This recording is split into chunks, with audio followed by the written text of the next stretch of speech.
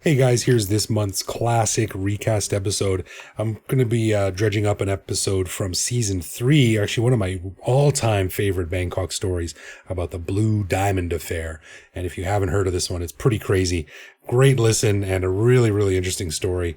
One of those Bangkok stories that I think as time goes on, fewer and fewer people know about, but it's always good to dredge it up and relearn about it once in a while. So that's what we're doing now. Anyway, great caper, and hope you're doing well. We'll see you back here next week.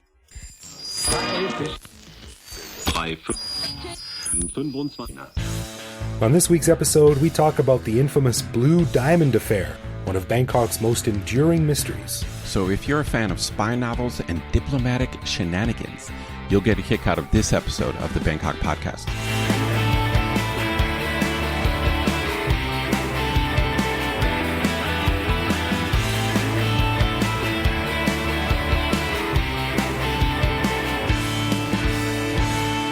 Sawadee krap, and welcome to the Bangkok Podcast. My name is Greg Jorgensen, a Canadian who came to Thailand in 2001 with a friend who left me here alone, confused, and broke. And hey, I'm married now, but the other two are still in play. And I'm Ed Knuth, an American who came to Thailand on a one-year teaching contract 17 years ago, fell in love with taxis that refused to take me where I want to go. I just can't get enough of it, and so I've never left. That's funny. All right, before we get started, we want to say a quick thank you to one of our patrons, a guy by the name of David Lukens, who supports us at the t-shirt level. Wow. Stick around after we're done talking about the Blue Diamond Affair to hear why I believe that David is actually often mistaken for a Thai ghost. Well, creepy spooky stuff. Yeah. And you can learn more about becoming a patron on our website. And of course, one of the cool things our patrons get is an unscripted, uncensored bonus episode every week where we talk about all kinds of crazy stuff.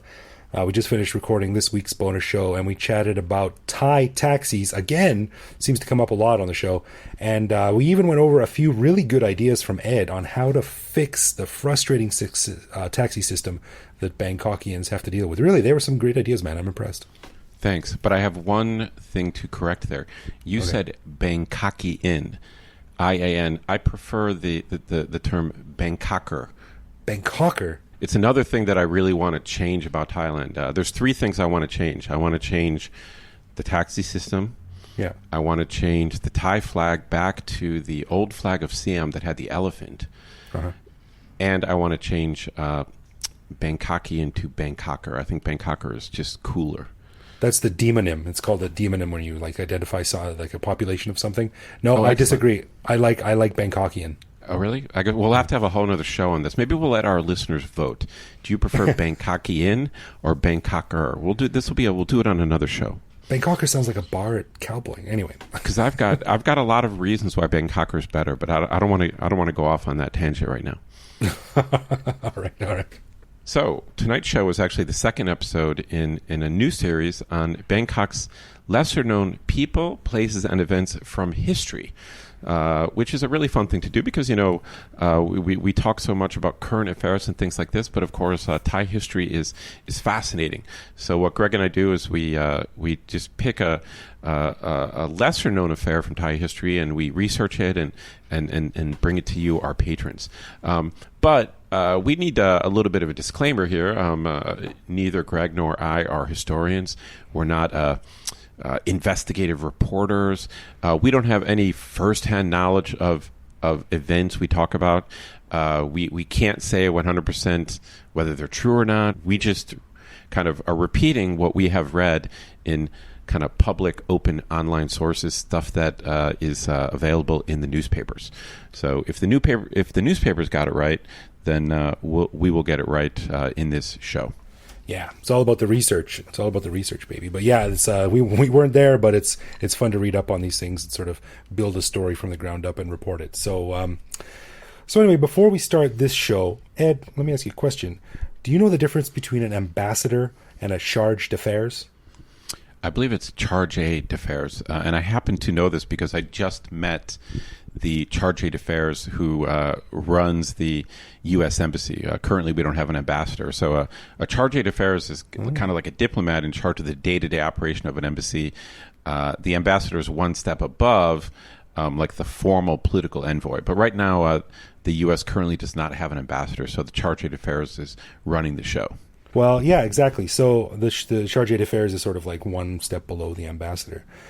Talking about that, it might not sound too big of a deal that relations between Thailand and Saudi Arabia are only at the Chargé d'Affaires level, until you learn that from 1966 to 1989, each country did have a full ambassador in the other. But all of that changed when a Thai handyman working in Saudi Arabia decided to help himself to a few handfuls of jewels, setting off a full-blown diplomatic incident that included blackmail, kidnapping, black magic, and murder in an episode known as the infamous Blue Diamond Affair. Okay, so basically what we're going to talk about tonight is a diplomatic spat between Saudi Arabia and Thailand. Is that the story?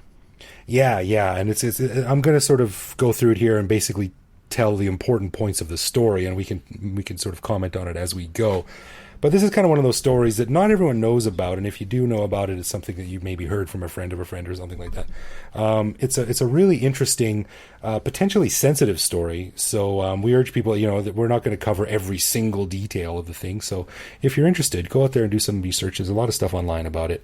But the way it started was this. In 1989, a guy by the name of Kriangkrai Techamon, he was a Thai gardener and janitor at the palace of Prince Faisal bin Fahd in Riyadh, Saudi Arabia. Now, if you don't know, Prince Faisal was the grandson of Ibn Saud, the founder of Saudi Arabia. So, he's pretty high up there, on the totem pole. Yeah. So this guy, Kriangkrai, the Thai gardener, he climbed a second-story window. He helped himself to about 200 pounds of jewelry worth about $20 million. Hold on a second. 200 pounds? That's a lot. Yeah. Well, they figure that he had he carried around some bags and maybe like a vacuum or something like that. So he loaded it up on a cart or something like that, which wasn't unusual. It was kind of like a go big or go home thing. Like he didn't just grab a handful and put it in his pocket. He went big. He went That's big. right. That's right. He's like, if I'm going to do this, I'm going to do it baller style. So he got about $20 million worth of jewels. Among the booty he picked up was a $2 million sapphire necklace, a necklace made of rare green diamonds, gold watches, rubies the size of chicken eggs, and the famed Blue Diamond, a 50-carat monster bigger than the Hope Diamond. So some serious stuff. Let me just say this, okay?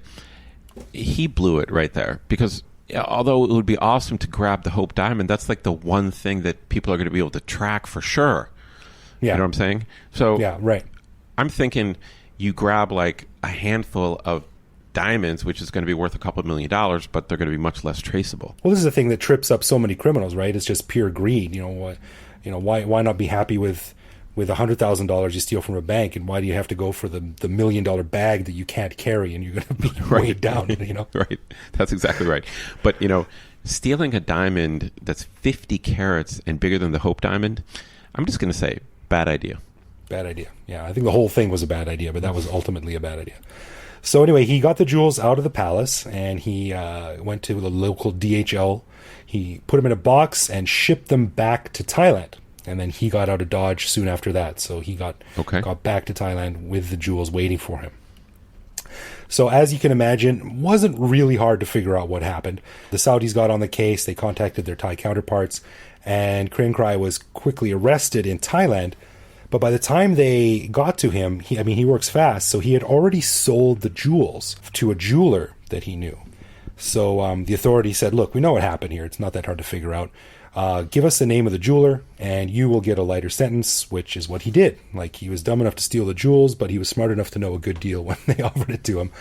So he cooperated with the police. He was tried and sentenced to 7 years in jail, but only served 3 because he confessed to the crime and he cooperated with police. Again, okay, I'm going to interject here. 3 years is too short of a sentence for that amount of money.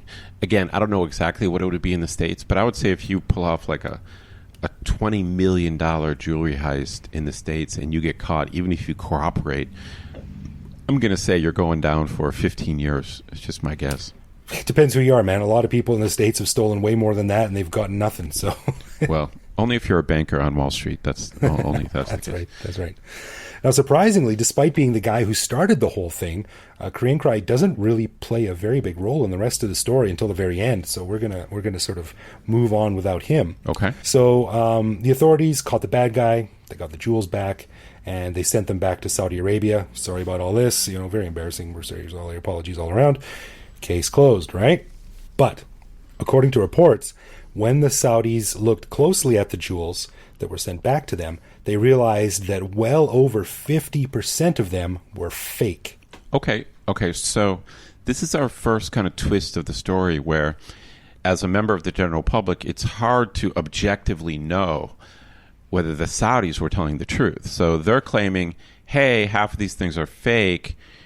So in theory, they could be running a scam on the Thais. In theory. Yeah, well, this is what makes this story so fascinating, is because there's so many facets to it, no pun intended, that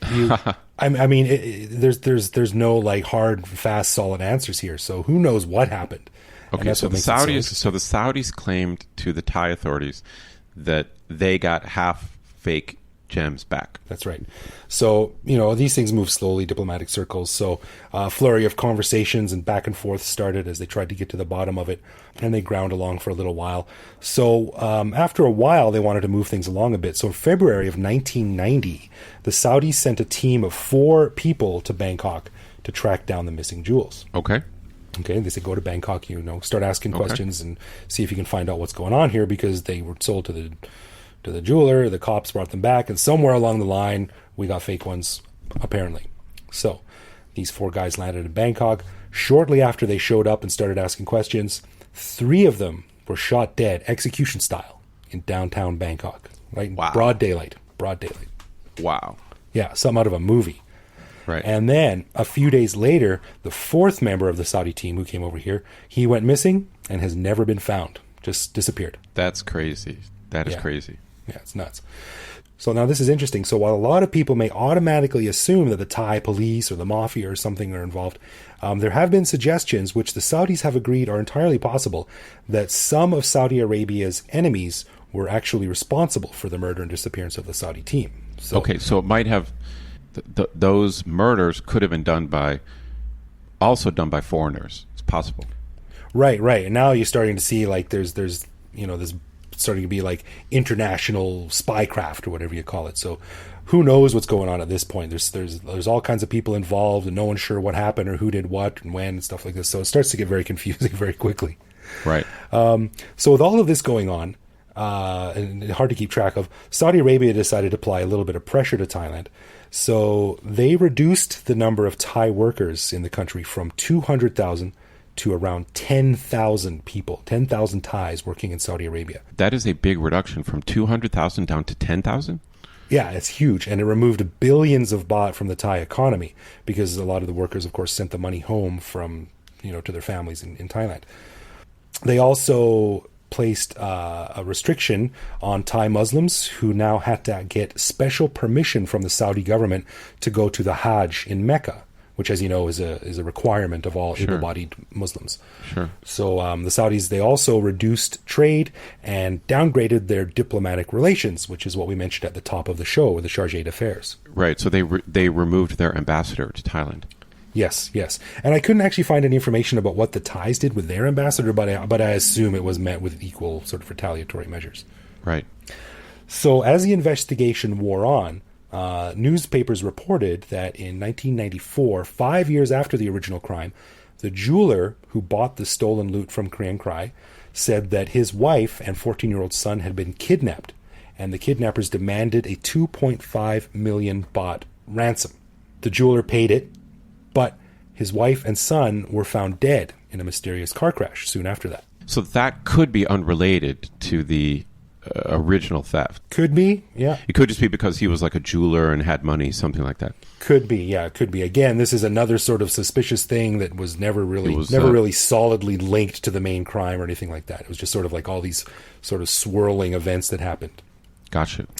But either way, this guy's poor wife and son died in a car crash. So things are looking pretty bad. Now, after continued pressure and increasingly bad publicity, The policeman in charge of tracking down the jewels, a guy named Chalaw, and some of his accomplices were arrested, with Chalaw being found guilty of masterminding the murders of the jeweler's wife and son.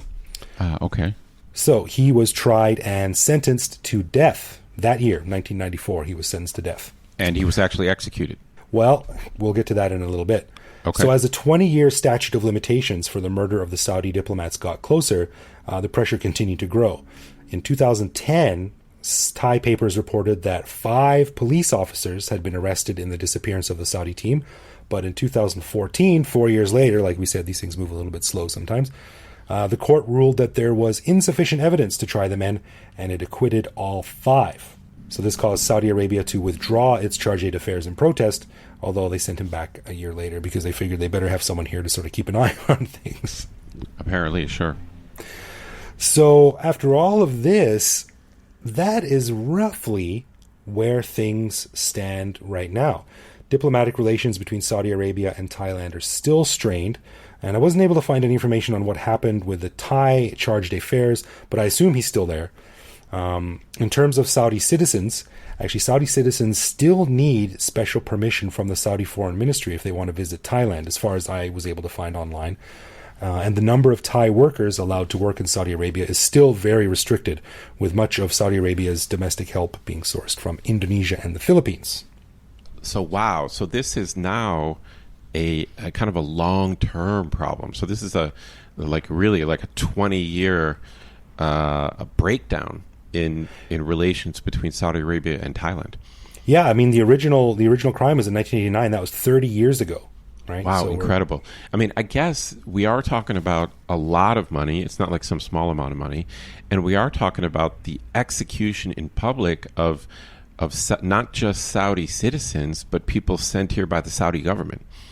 Yeah. Like I can understand why Saudis are pissed off. I can understand why the Thais sort of want to get to the bottom of it. But again, there's statutes of limitations. So, when you're bumping up against stuff like that, I mean, things get complicated. No doubt. These international incidents tend to be sometimes embarrassing. They happen all the time with all countries. We're seeing every day now there's a new international incident.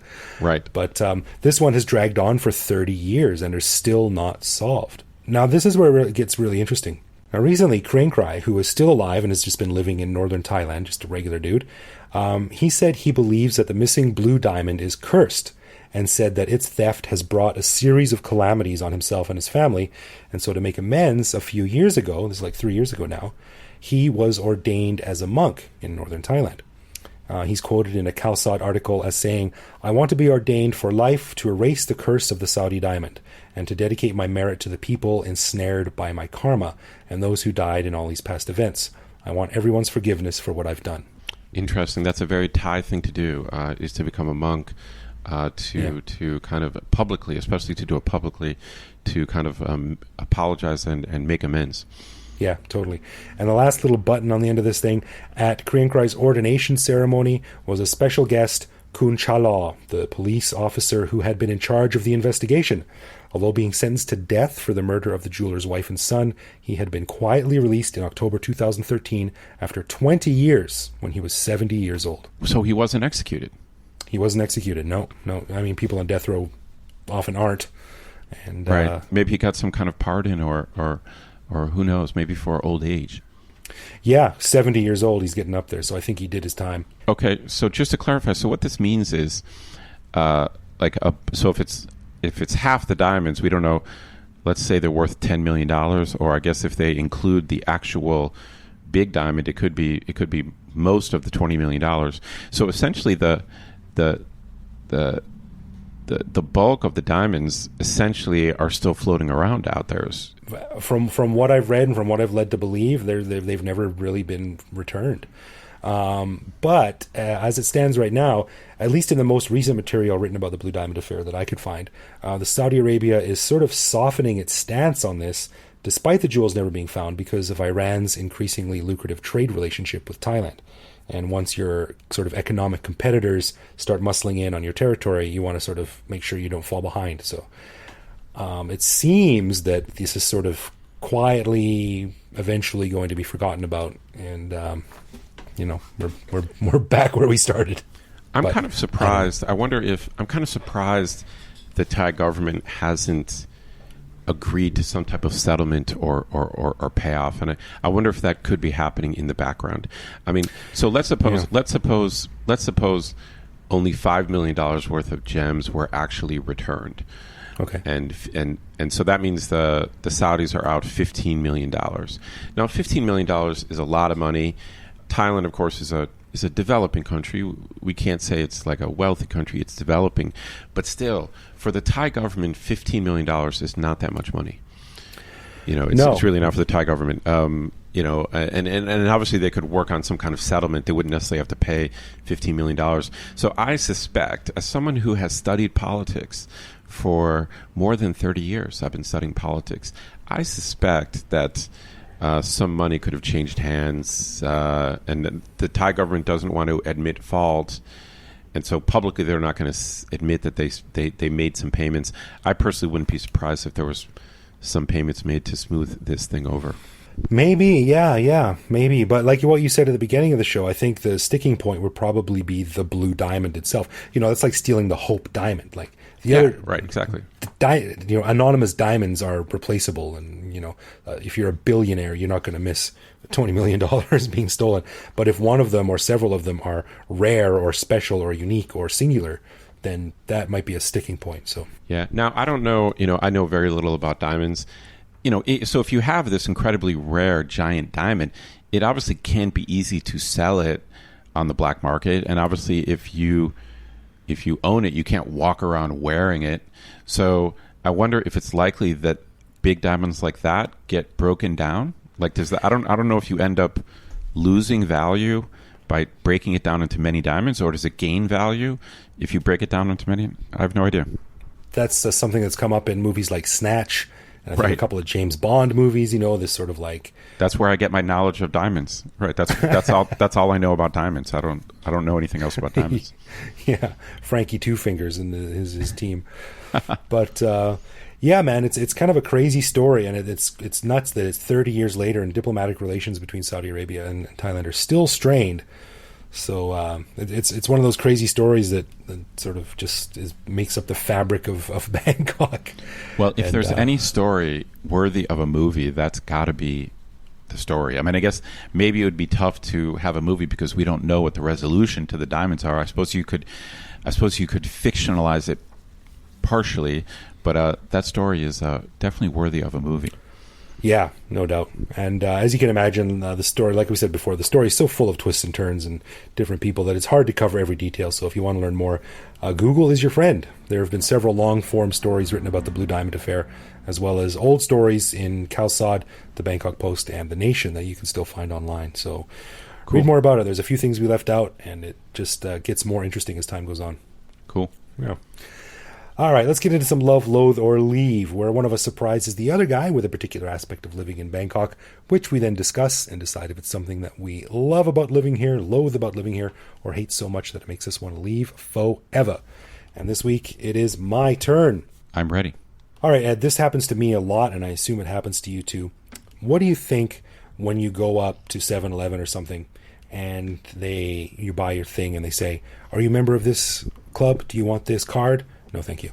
And you go to the next store. "Are you a member of this thing? Do you want this card?" And you go to the next store. It seems like every store you go to has a special membership program you need to sign up for, carry a card around, and it just gets really annoying to be asked at almost every single transaction at every single store if you're a member of the rewards program. I'm very glad you mentioned this. No one else has mentioned this to me.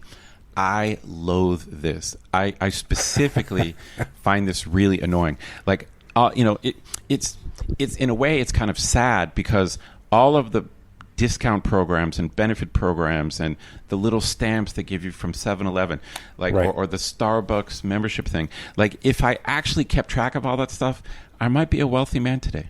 Like, I don't know, but I detest. I can't. I literally am an absent-minded professor for real. It's not like a metaphor. I am an absent-minded professor, and I can never keep track of the cards, the stamps, like the little coupons. I can't keep track of all that stuff. And so I just detest it. So like at 7-Eleven, when they give you the actual stamps, like if you buy a certain amount of money, they hand you like these stamps. I just immediately throw them away. And at Villa, they're always like, "Are you a member?" And I'm like, "No, I'm not a member." I've been saying no for 20 years. Like I'm not a member. Yeah, like exactly. I've probably lost. I think if you're a member, you get like a 2% discount or something like that. So I'm in the wrong. Like, of course, I should become a member of the Villa Club and like the Tops Club. Like, these are places I've been shopping for 18 years. It's probably good business to do this, but I find it annoying. I can't keep track of it. My life is already too busy. Yeah, me too. And I'm the same way. And it's not the fact that I can't keep track of all these things. It's if I got a card from every one of these retailers, I'd be walking around like Santa Claus all the time, carrying a sack full of plastic cards over my shoulder that I'd have to dig through every time I went to some random store. You have to carry around 50 credit cards basically. Agreed. And then when you go up to the register, you're like flipping through it all, looking for the one thing to save, like 30 baht or something like that. Agreed. So I would pay the 2% that I would save on groceries to avoid having to lug all these stupid plastic cards around. So I think I break even. Agree 100%. I loathe it. I detest it. I'm with you 100%. Yeah, loathe for me is too, as well. Anyway, so as we mentioned at the beginning of the show, we'd like to say thank you to David Lukens for lending us his support at the T-shirt level. And Greg, what did you find out about David? Well, you remember Stuart McDonald from Travelfish, who has been on the show a few times in the past. I do. A great guy. He runs a really awesome site called Travelfish with a gang of very capable writers all over Southeast Asia, and they write about travel. Well, one of them is a great guy named David Lukens, who I've hung out with a number of times. David travels around Thailand a lot. He's always on some beach or some mountain or some little town somewhere, which is great. I like following his little adventures. However, I've started to notice a pattern, and it seems that in many of the locations he goes to, there are always reports of visits from ghosts, spirits, or demons a few weeks after he leaves. Whoa. Some of which we've talked about in previous shows. Yeah. So I read his reports from the road a little bit closer, and it occurred to me that as a white guy tracking down little-known places or exploring the backwoods areas, he's likely been traipsing through jungle and taking shortcuts through coconut plantations and the like. So I believe that he's often mistaken for a ghost or a spirit by superstitious locals. Ah. You see where I'm going? So my advice, David, is to stick to the main roads, buddy. I think you're scaring people. You might also try wearing one of those orange hunter's jackets or something, just so you don't freak everyone out. And maybe we'll make you a special shirt because you support us at the T-shirt level. We'll make you a special orange Bangkok podcast T-shirt that you can wear so people don't get scared. Good idea. I think he has been freaking people out apparently. Yeah. Well, thanks for the support, man. We really appreciate it, and look forward to giving you your shirt, hopefully in person at a Starbucks pretty soon. Cool. As we close up, I'd like to give a special thanks to all of our patrons like David who are listening now. As everyone knows, we don't run ads or have sponsors, so we really, really do appreciate the support we get from our patrons. And if you want to get in touch with us, it's easy. Bangkok Podcast on social media, bangkokpodcast.com on the web, or simply bangkokpodcast@gmail.com. We always write back. If you write it, we will answer it. True that.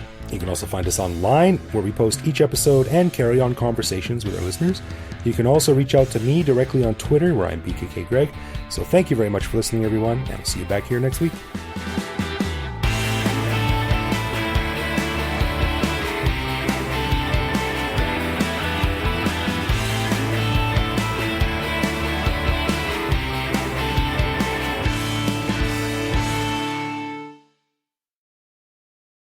Yeah, that's a very good. Yeah, that's a very good. I can't even think of what I'm saying. Fuck, I need that coffee, man.